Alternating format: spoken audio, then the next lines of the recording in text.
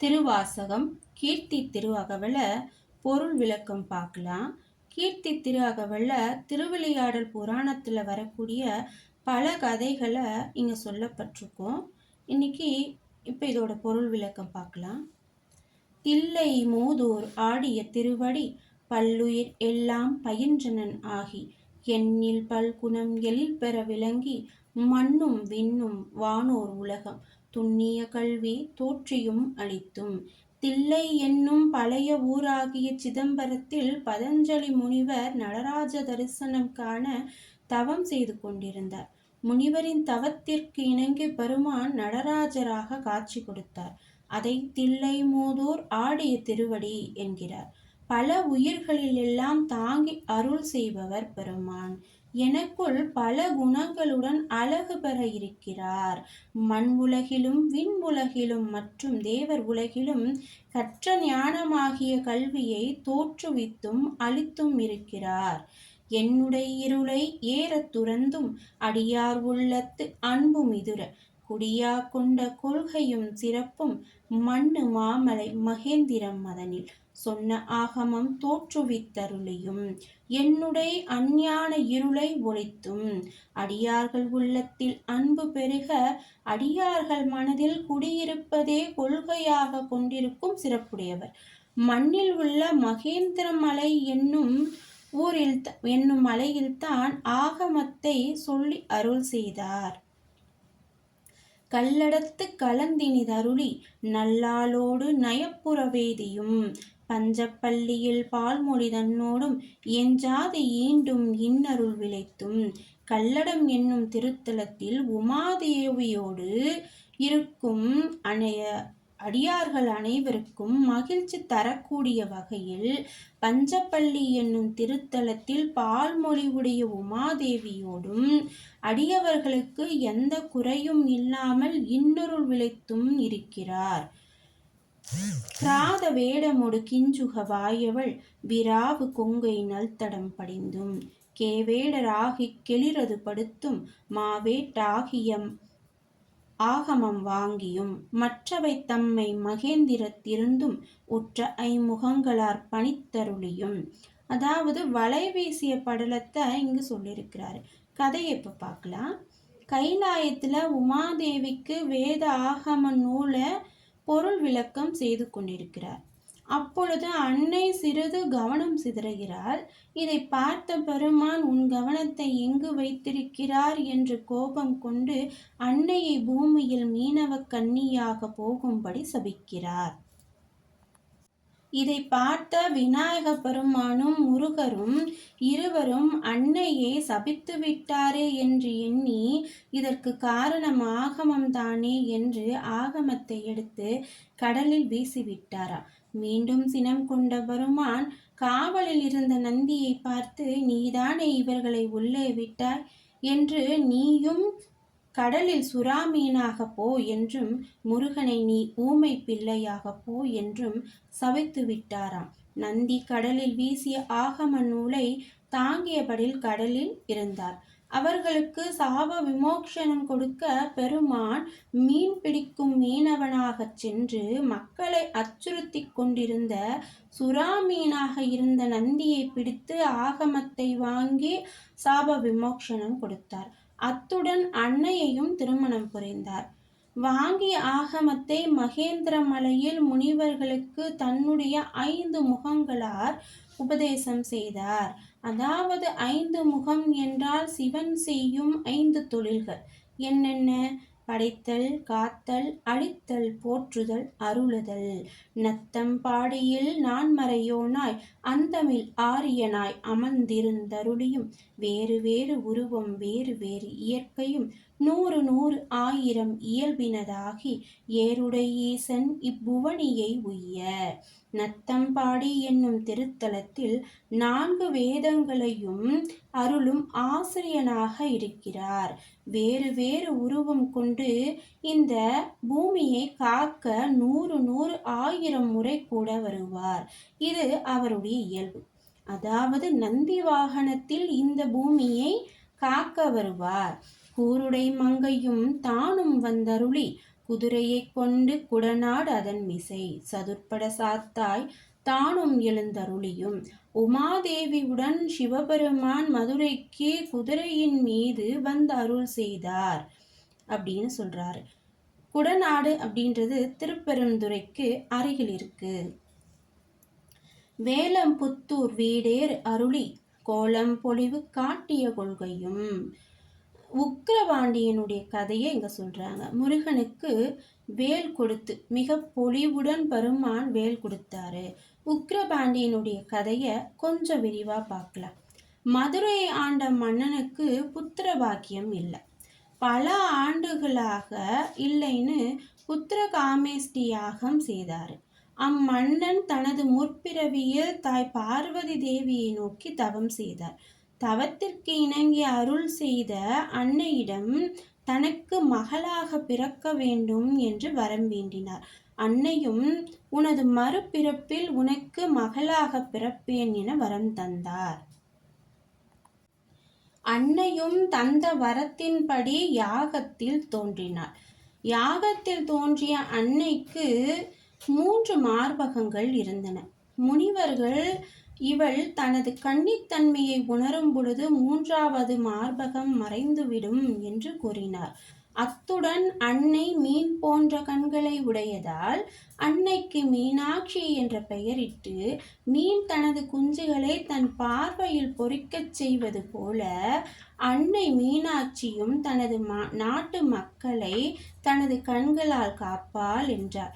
மூவுலகையும் வென்ற மீனாட்சி கைலாயத்தையும் சிவனையும் வெல்வேன் என புறப்பட்டு கைலாயம் சென்றார். சிவனை பார்த்த கணம் முதல் காதல் வயப்பட்டார். பிறகு 3வது மார்பகம் மறைந்தது.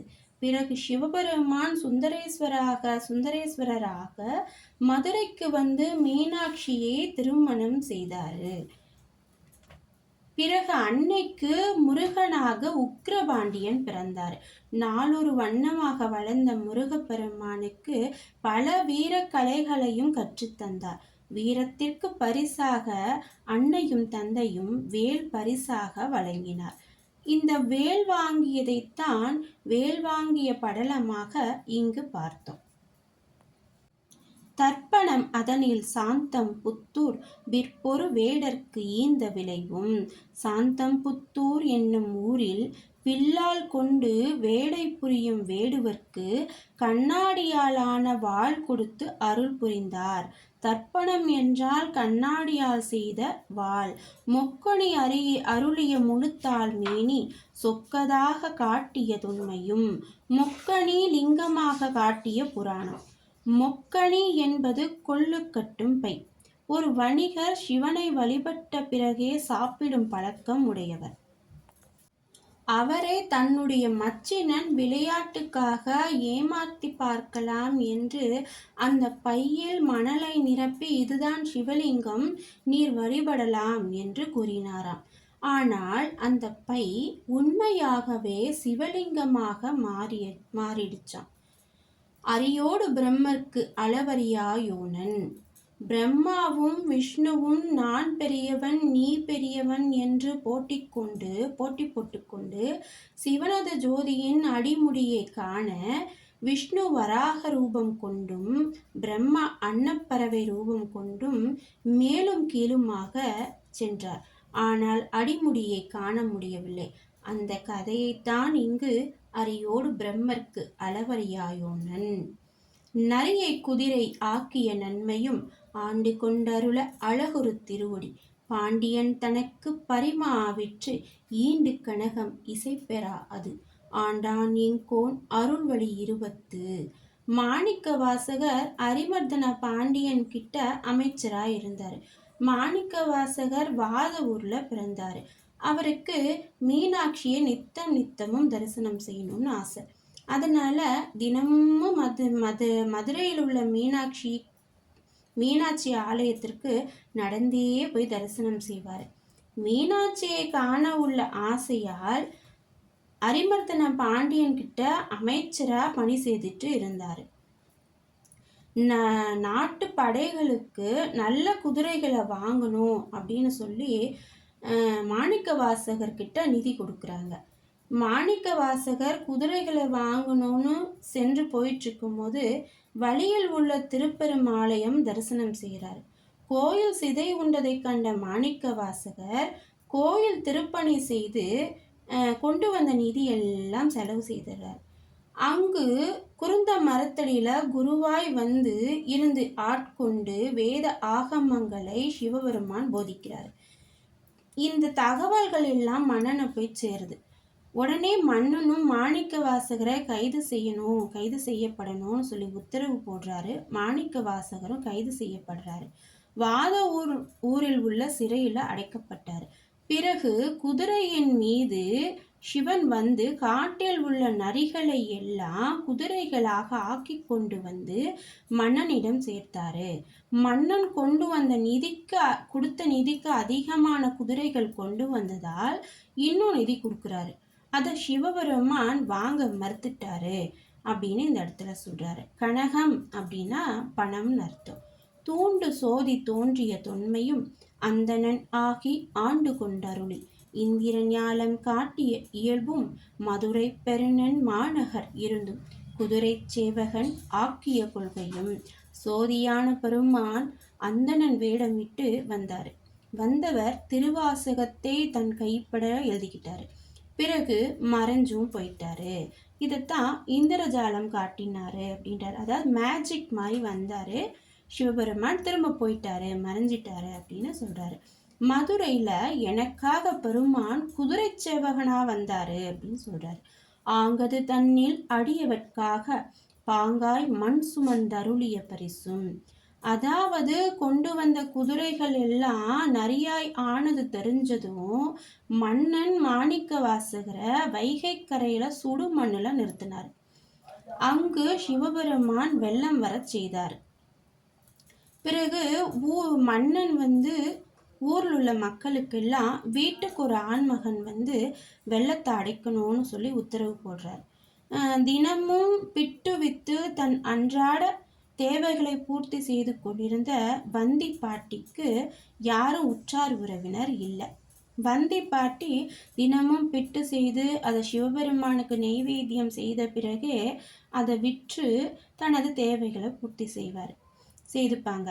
அப்போ சிவபெருமான் வந்தி பாட்டிக்கும் அருள் செய்யணும்னு நினைச்ச பெருமான் கூலியோ கூலின்னு சொல்லிக்கிட்டே வராரு. வந்தி பாட்டி எனக்காக நீ வேலை செய்வியா அப்படின்னு கேட்குறாங்க. வேலை செய்கிறனே அப்படின்னு சொல்கிறாரு. வந்தி பாட்டி என்னால் உனக்கு பெருசாக கூலிலாம் கொடுக்க முடியாது, ஆனால் இந்த உடஞ்ச பிட்டை வேணா கொடுக்குறேன் அப்படின்னு சொல்கிறார். எனக்கு அதே போதும் அப்படின்னு பெருமான் சொல்கிறாரு. பாட்டி எடுத்து பரிமாறக்கூடிய பிட்டு அத்தனையும் உடஞ்சி போயிடுதான். பெருமான் பிட்டு அத்தனையும் சாப்பிட்ட பிறகு ஆடுறாராம், பாடுறாராம். அங்கே வேலை செய்து கொண்டிருக்கிற மற்றவங்களையும் தொந்தரவு செய்துட்டு இருக்காரு.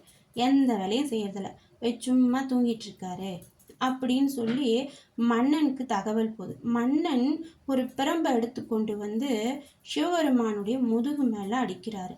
பெருமான் தலை மேல ஒரு கூடையில மண்ணை வச்சிட்டு இருக்காரு. அந்த மண்ணை பட்டார்னு கீழே கொட்டிட்டு மறைஞ்சிட்டாராம். மண்ணு கொட்டின உடனே வைகை கரையில வந்த வெள்ளம் நின்றுடுச்சான்.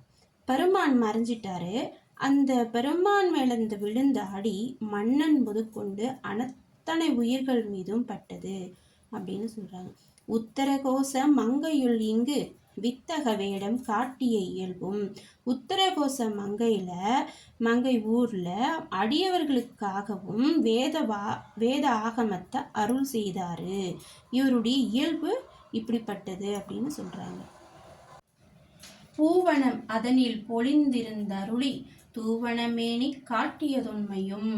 பூவனம் என்னும் ஊர்ல சிவபெருமானுடைய பக்தை ஒருவர் தினமும் அடியவர்களுக்காக சிவபெருமானுக்கும் அடியார்களுக்கும் தொண்டு செய்துட்டு வந்தாங்க.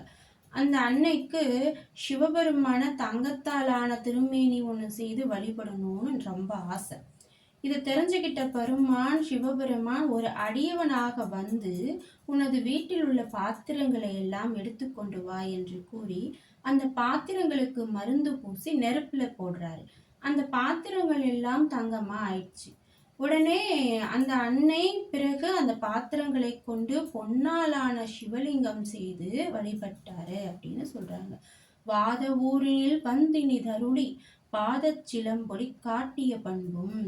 மாணிக்க வாசகர் தனது சொந்த ஊராகிய வாத ஊர் சிறையில போட்டாரு.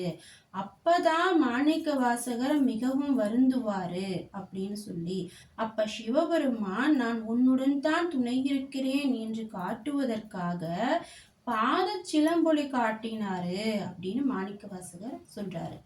திருவார் பெருந்துரை செல்வன் ஆகி கருவார் சோதியில் கறந்த கள்ளமும். திருப்பெருந்துறையில காட்சி கொடுத்தாரு. பிறகு ஜோதியா மறைஞ்சிட்டாரு, கள்ளத்தனம் செய்துட்டாரு அப்படின்னு சொல்றாரு. பூவளம் அதனில் பொழிந்தினு தருளி பாவநாசம் ஆக்கிய பரிசும். பூமியில் மனிதர்கள் செய்யும் பாவங்களை அழிக்க வந்தாரு அப்படின்னு சொல்றாங்க. தண்ணீர் பந்தர் சயம் பெற வைத்து நன்னீர் சேவகன் ஆக்கிய நன்மையும். ஒரு பாண்டிய மன்னன் சிவபெருமானுடைய அடியாரு. அவருடைய தம்பி கொஞ்சம் தீயவன். இருவருக்கும் போர் நடக்குது. தம்பி படைக்கு கோடை காலன்றதுனால தண்ணி எதுவும் கிடைக்காதனால அவருடைய படைகள்லாம் ரொம்ப சோர்வடைஞ்சு இருக்கிறாங்க. பாண்டிய மன்னனுக்கு உதவி செய்யணும்னு சிவபெருமான் அங்கு வந்து பாண்டிய மன்னனுடைய படைகளுக்கெல்லாம் தண்ணீர் பந்தல் வச்சு கொடுக்குறாங்க. அதனால பாண்டிய மன்னனுடைய படைகள் எல்லாம் நல்லா பலமா இருந்து தம்பி படையோட போரிட்டு பாண்டிய மன்னனுடைய படைகளும் வெற்றி பெறுது அப்படின்னு சொல்றாங்க. விருந்தினன் ஆகி வெண்காடு அதனில் குருந்தின் கீழ் அன்று இருந்த கொள்கையும். திருவெண்காடு என்னும் ஊரில் அடியவன் வீட்டில் விருந்து உண்வதற்காக குருந்த மரத்தடியில வந்து இருந்தாரு. பட்ட மங்கையிற் பாங்கா இருந்தங்கு அட்டமா சித்தி அருளிய அதுவும். கைலையில கார்த்திகை பெண்களுக்கு அட்டமா சித்தி பெருமாள் கூறிட்டு இருந்தார். இதை அவர்கள் கவனிக்கல. உடனே சினம் கொண்ட பெருமாள் பட்ட மங்கையில ஆலமரத்துக்கு அடியில கல்லாய் போங்கன்னு சாபமிட்டாரு. திரும்ப அங்கு வந்து அட்டமா சித்திகளை கூறி கார்த்திகை பெண்களுக்கு சாப விமோசனம் கொடுத்தாரு அப்படின்னு சொல்றாங்க. காடது தண்ணில் கரந்த கள்ளமும் மெய்காட்டிட்டு வேடுரு கொண்டு தக்கன் ஒருவன் ஆக்கிய தன்மையும். சோழ மன்னன் பாண்டிய மன்னன் கிட்ட போர் செய்யறாரு. பாண்டிய மன்னனுக்கு உதவி செய்யணுன்றதுக்காக சிவபெருமான் வேடு உருவம் கொண்டு வேல் படையில போயிட்டு போர் செய்கிறாரு. அப்போ சோழ மன்னனுக்கு புறமுதுகு காட்டுவது போல ஒரு பள்ளத்துல போய் இறங்குறாரு. சிவபெருமான தொடர்ந்து போன சோழ மன்னனும் அந்த பள்ளத்துல போய் மாட்டி இறந்து போயிட்டாரு. பிறகு சிவபெருமான் அங்கிருந்து மறைஞ்சிட்டாரு அப்படின்னு இந்த கதையில சொல்றாங்க. தக்கன் ஒருவன் ஆக்கிய தன்மையும். பாண்டியன் கிட்ட சௌந்தரசாமன் என்னும் சிவபக்தர் இருந்தார். அவர் படைகளின் தலைவரா இருந்தார். வேடுவன் ஒருவன் படையெடுத்து வரான் அப்படின்னு சொல்லி பாண்டிய மன்னன் குதிரை படைகளை பலப்படுத்தணுன்றதுக்காக சௌந்தரசாமன் மன்னன் கிட்ட குதிரைகளை வாங்கணும்னு சொல்லி நிதி கொடுக்கிறாரு. ஆனா அத சிவன் ஆலய திருப்பணிக்கு செலவு செய்து விட்டார். மன்னன் கோபம் கொண்டு படைகளை எல்லாம் குதிரை படைகளை எல்லாம் கொண்டு வந்து காட்டியே ஆகணும்னு உத்தரவு போடுறாரு. இறைவன் அவருக்காக பெரும் படைகளை கொண்டு வந்து மன்னன் கிட்ட காட்டினாரு அப்படின்னு சொல்றாங்க. பாரிரும் பாலகன் ஆக்கிய பரிசும் பாண்டூர் தன்னில் ஈண்டு இருந்தும். ஒரு சைவ அந்தன பெண்ணு வைணவ பிரம்மச்சாரிய திருமணம் புரிஞ்சுக்கிறாங்க. ஆனா அவங்க வாழ்க்கையில சுமூகமா இல்லை. இதை பார்த்துக்கிட்ட பெருமான் அவங்களுக்கு அருள் செய்யணும், இவங்களுடைய பக்தியை வெளிக்காட்டணும்னு நினைச்சு அவங்க வீட்டுக்கு ஒரு விருந்தினா ஒரு குமாரனோட போய் காட்சி கொடுக்குறாரு. அவங்க கணவர் அவங்க மாமியார்லாம் வெளியில போயிட்டு இருந்த வேலையில அப்போ திரும்ப திடீர்னு அவங்க மாமனார் கணவர்லாம் வந்த உடனே சிவபெருமான் ஒரு குழந்தையா காட்சி கொடுத்தாராம். அதனால இந்த கதை வருது இந்த இடத்துல. பாண்டூர் அப்படின்ற இடத்துலையும் சிவபெருமான் எழுந்தருளி இருக்கிறாரு அப்படின்னு சொல்றாங்க. தேவூர் தென்பால் திகழ்தரு தீவில் கோவார் கோலம் கொண்ட கொள்கையும், தேவூர் தென் திசையில் தீவில் அரச கோலம் கொன்று வீற்றிருக்கிறார். தேனமார் சோலை திருவாரூரில் ஞானம் தன்னை நல்கிய நன்மையும் இடைமருதனில் ஈண்டியிருந்து, தேன் பொருந்திய மலர்ச்சோலையில் திருவாரூரில் ஞானத்தை கொடுத்த நன்மையும் திருவிடைமருதூரில் காட்சி கொடுத்தும் இருக்கிறாரு. படிமா பாத வைத்த அப்பரிசும், பரிசுத்த திருவடிய அத்தலத்தில் வைத்த அப்பரிசும், ஏகம்பதத்தில் இயல்பாய் இருந்து பாகம் பெண்ணொடு ஆயின பரிசும், திரியேகம்பதத்தில் உமாதேவி மணலாலான சிவலிங்கம் செய்து வழிபடுகிறார். அப்பொழுது ஆறு பெருகி வெள்ளம் வருகிறது. அப்பொழுது சிவலிங்கத்தை அன்னை அணைத்துக் கொள்கிறார். அப்பொழுது சிவலிங்கத்தில் இருந்து தோன்றி தனது இடவாகத்தை உமாதேவிக்கு கொடுத்து அருள் செய்தாரு அப்படின்னு சொல்றாங்க. திருவாஞ்சியத்தில் சீர்பெற இருந்தும் மறுவார் குழலியோடு மகிழ்ந்த வண்ணம், திருவாஞ்சியத்தில் என்னும் ஊரில் உமாதேவியோட காட்சி கொடுத்து மகிழ்ந்த வண்ணம் இருக்கிறாரு. சேவகன் ஆகி தின் சிலை ஏந்தி பாவகம் பல பல காட்டிய பரிசும், யானை ஏந்திய படலம். சமணர்கள் சோழ மன்னர்களால் ஏவப்பட்டு ஒரு வேள்வி செய்து அதில் இருந்து ஒரு யானையை ஏவி விடுறாங்க. அந்த யானை போய் பாண்டிய தேசத்தை அழிக்க தொடங்குகிறது. இறைவன் சேவகன் வடிவில் வில்லேந்தி வந்து யானையை அழித்து அருள் செய்கிறார் அப்படின்னு சொல்றாங்க. கடம்பூர் தன்னில் இடம்பெற இருந்தும் ஈங்கோய் மலையில் எழிலது காட்டியும், கடம்பூர் என்னும் திருத்தலத்தில் சிவபெருமான் எழுந்தருள் இருக்கிறாரு. ஈங்கோய் மலை என்னும் ஊரில் மரகத லிங்கமாகவும் காட்சி கொடுக்கிறாரு. ஐயாரதனில் சைவன் ஆகியும், ஐயாறுன்ற திருத்தலத்துல ஆலயத்துல சிவபூசை செய்பவர்களில் ஒருவர் காசி சென்று விடுகிறார். இவரது பங்கையெல்லாம் மற்றவர்கள் பிரித்து எடுத்துக்கொள்கின்றனர். அவரது உறவினர்களான மனைவியும் அவரது மகனும் சென்று இறைவனிடம் முறையிடுகிறார். அவர்களுக்காக சிவன் காசி சென்ற அந்த நபர் போல சிவபூசை செய்து அவரது பங்கை வாங்கி அவரது குடும்பத்தாருக்கு தருகிறார். அந்த உண்மையான நபர் வந்ததும் சிவபெருமான் மறைந்து விடுகிறார். இன்றும் அந்த திருத்தலத்தில் அந்த திருநாளன்று சிவன் தனக்குத்தானே பூசை செய்து கொள்கிறார் என்ற திருவிழாவும் நடந்து கொண்டிருக்கிறது. துருத்தி தன்னில் அருத்தியோடு இருந்தும் திருப்பனை ஊரில் விருப்பன் ஆகியும், துருத்தி என்னும் குற்றாலம் என்னும் ஊரில் தேவியுடன் இருந்து அருள் செய்கிறார். திருப்பனை ஊரில் விருப்பத்துடன் காட்சி தருகிறார். கழுமலம் அதனீர் காட்சி கொடுத்தும் கழுக்குன்றதனில் வழுக்காதிருந்தும் புறம்பய அதனில் அறம்பல அருளியும். கழுமலம் என்னும் திருத்தலத்துல அம்மையும் அப்பனுமாக காட்சி கொடுக்கிறார். திருக்கழுங்குன்றத்தில் நீங்காமல் இருக்கிறார். சனாதிகதி முனிவர்களுக்கு அறம்பல அருளினார். குற்றாலத்துக்குரியாய் இருந்தும் குற்றாலத்தில் லிங்கமாயிருந்து காட்சி தருகிறார். அந்தமில் பெருமை அழலுரு கறந்து சுந்தர வேடத்து ஒரு முதல் உரு கொண்டு இந்திரன் ஞாலம் போல வந்தருளி எவ்வெவர் தன்மையும் தன்வயற்படுத்தும் தானே ஆகிய தயாபரன் எம்மிரை.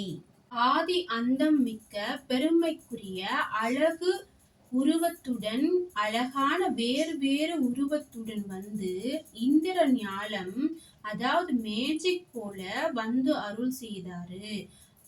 அவரவர் தன்மைக்கு ஏற்ப தன்வசப்படுத்தினாரு. அப்படிப்பட்ட தயாபரன் தலைவனா அங்க இருக்கிறாரு எம்பெருமானான இறைவன். சந்திர தீபத்து சாத்திரன் ஆகி அந்தர திழிந்து வந்து அழகமார் பாலையுள். சந்திர தீபத்து என்னும் திருத்தலத்தில் சாத்திர பொருளை விளக்குறாரு. அழகமார் பாலையுல திருக்களி பாலையுள் வானத்திலிருந்து ஜோதியா வந்தாரு. சுந்தரத்தன்மையோடு துணைந்திருந்தருளியும் மந்திர மாமலை மகேந்திரம் வெற்பான் அழகிய திருக்கோலத்தோடு பொருந்தி இருந்தருளியும் மறைமொழிகள் வெளிப்படுவதற்காக பெரிய மலையாகிய மகேந்திர மலையில இருக்கிறாரு. அந்தமில் பெருமை அருளுடை அண்ணல் எந்தமை ஆண்ட பரிசது பகரின் ஆற்றல் அதுவுடை அழகமார் திருவுரு 100 கோடி நிமிர்ந்து காட்டியும் ஊனம் தன்னை ஒருங்குடன் நறுக்கும் உலகம் முடிவுற வரை இருக்கும் பெருமை உடைய அருளுடை பெரிய அண்ணல் எம்மை ஆண்டு அருளிய அவரது தன்மை உடையதை எப்படி நான் சொல்றது அப்படின்னு சொல்றாரு. வலிமை உடைய அழகு உடையவர் அவரின் திருவுருவம்.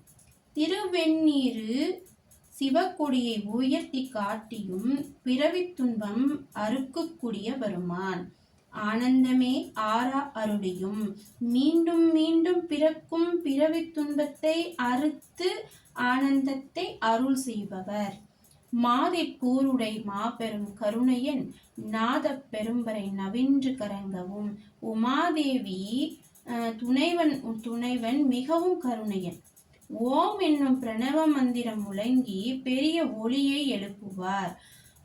கழுக்கடையாமல் ஆண்டு கொண்டருள்பவன் கழுக்கடை தன்னை கை கொண்டருளையும் மூலம் ஆகிய மும்மலம் அறுக்கும் தூய மேனி சுடர்விடு ஜோதி அன்பு கொண்ட அடியார்களை அழுக்கடையாமல் ஆட்கொண்டு காப்பவன் மேலும் மும்மலங்களை அறுக்கும் தூய மேனியன் சோதிவானவன் அதாவது ஆணவம் கண்மம் மாயை 3 துன்பத்தை தரும் அதை அறுக்கும் சோதிவானவன். காதலன் ஆகி கழுநீர் மாலை 7 எழில் பெற அணிந்து அரியோடு பிரம்மர்க்கு அளவறியாதவன் பரிமா விண்மிசை பயின்ற வண்ணமும் அடியார்களின் உள்ளத்தில் நேசமுடையவன் கழுநீர் மாலை அணிந்தும் அழகு பெற இருப்பவன்.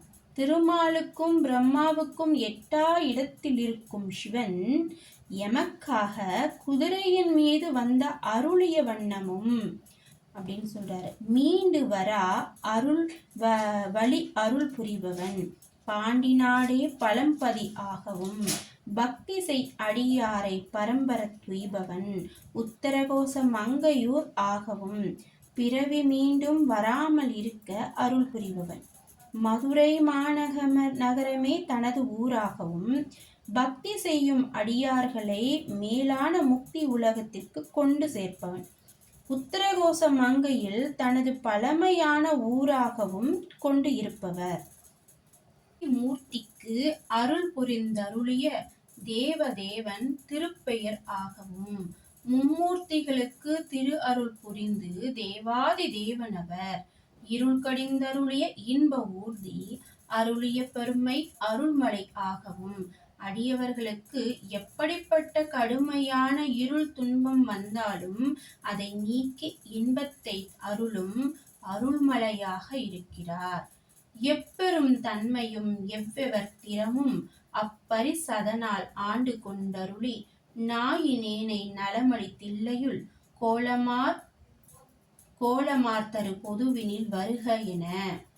மும்மலங்களில் எவர் எப்பெரும் துன்பத்தில் இருந்தாலும் அவரவர் கேட்ப துன்பத்தை நீக்கி ஆட்கொள்பவன்.